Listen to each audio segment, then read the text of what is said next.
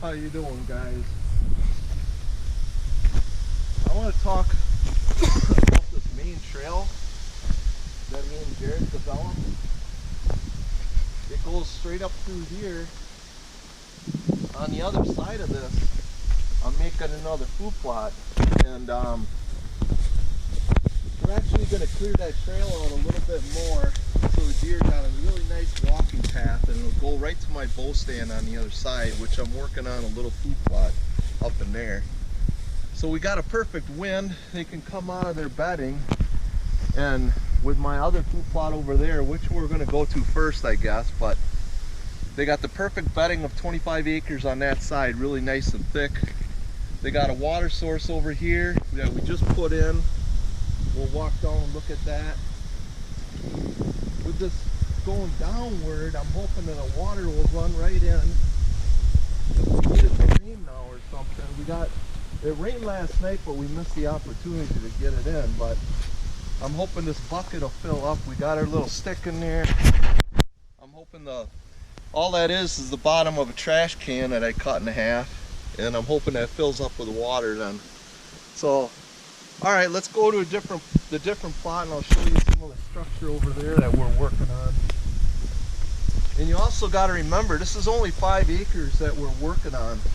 The rest of it we're leaving be, except for the bedding. Now, the only time I go up there and work on bedding area is during the winter time, and we work on the trails, and we get them so that the does can get up and play around a little bit and get their movement and feel comfortable, and actually come out to these plots during the daytime and get some of their energy burnt out, because you know the young does, they got to burn that energy. They're up and down 10-12 times a day, and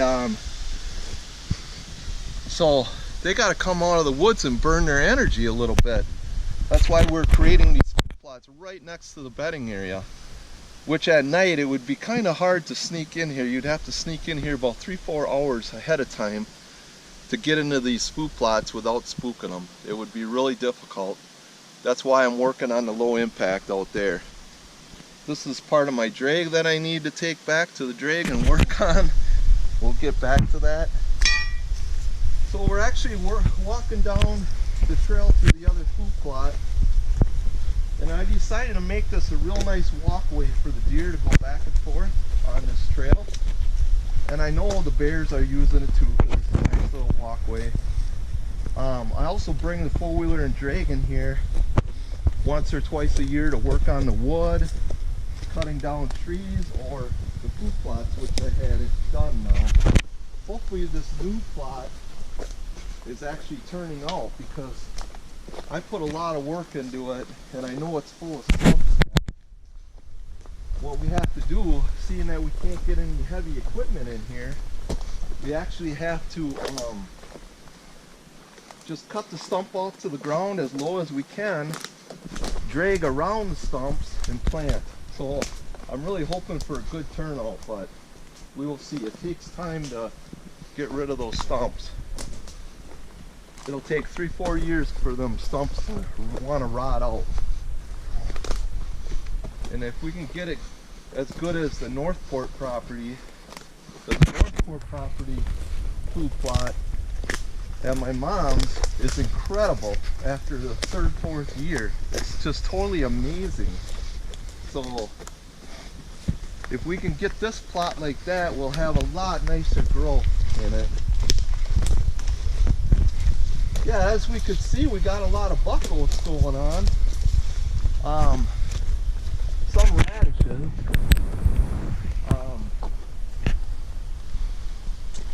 The buckos are shooting up just like grass, basically. They're coming up just like grass.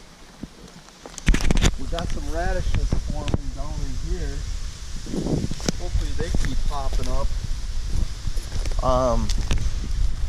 All I did is one swipe along here with radishes, and the rest this way is buck oats. We used the Whitetail Institute buck oats, which was expensive, but I thought I had success with that brand, so I wanted to use it again. This is a smaller 1/4 acre plot.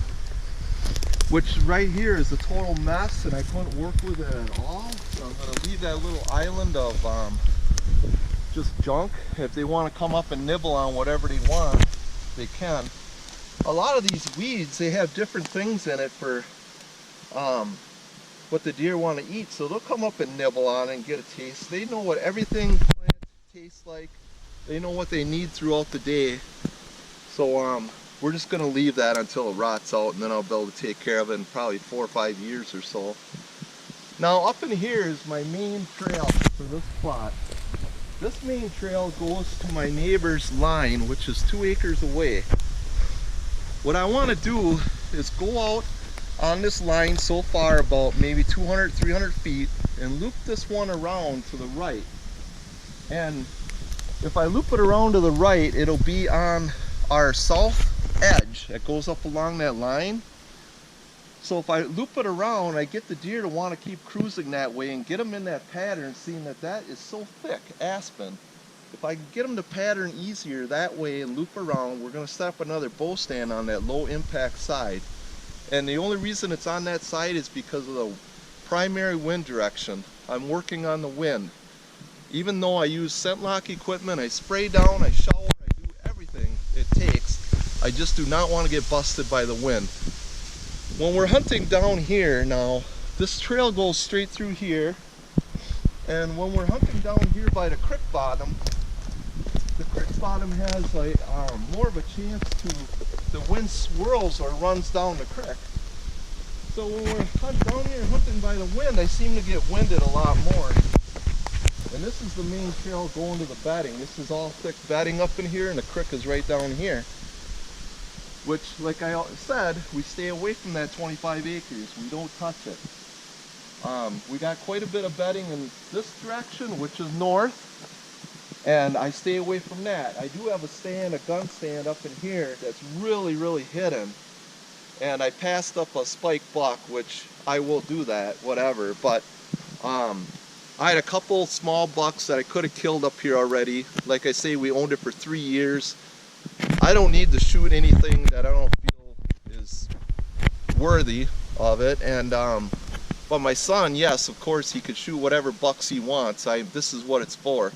We're actually in a buck-only zone. So this part of, we're above Antigo in Wisconsin. We're above Highway 64. So we're in the no doe zone. We can't shoot does up here, which I think is great. And the does are actually cows. They are the biggest does since I was 18 years old. I am 51 now. These does are actually as big as when I started hunting, when we only had the party permit, which was 4 guys, and those does were huge back then. So I'm glad they're going back to it. He's helped me with some of the ideas up here on this plot, and I think we're good. We're going really good with the land management. I mean, we put a lot of sweat into this property. Today is going to be like 75 degrees, and not nearly as humid as it was yesterday. But like I say, we got enough wind and bugs aren't too bad, so we're kind of messing around trying to wrap up things for the bow hunt. So I can't wait. I'm really looking forward to it. I hope it's my season, where my season will be if I can get a 16, 17 inside spread up here in the work of 3 years. I'd be as tickled about it, because I just want to shoot a buck up here. It's time, and we've been letting them go, me and my son. It is time to shoot a buck up here. Even if my son shot a forkhorn, I'd be happy as hell. So we're going to do it this year, and we're going to keep filming YouTube up here. We're going to keep filming under my son JK Outdoors, and hopefully we keep showing you the land management. Right now we're going to walk back, and we're going to go to the other plot where I want the circle to connect around this elbow, and we're going to go to my stand and we're going to finish it up. Alright, let's go.